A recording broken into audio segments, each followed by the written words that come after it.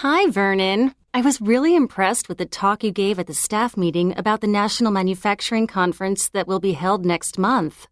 Thanks. Are you thinking about going to the event? I think it would be good both to our company and you.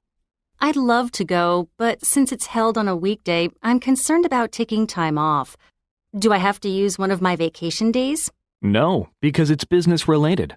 But you will need a special form that your manager must sign. You should grab one from the HR office.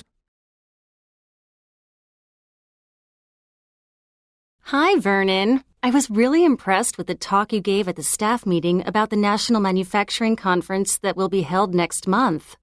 Thanks. Are you thinking about going to the event? I think it would be good both to our company and you. I'd love to go, but since it's held on a weekday, I'm concerned about taking time off. Do I have to use one of my vacation days?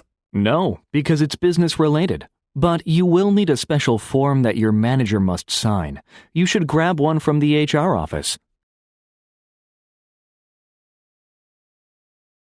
Hi, Vernon. I was really impressed with the talk you gave at the staff meeting about the National Manufacturing Conference that will be held next month. Thanks.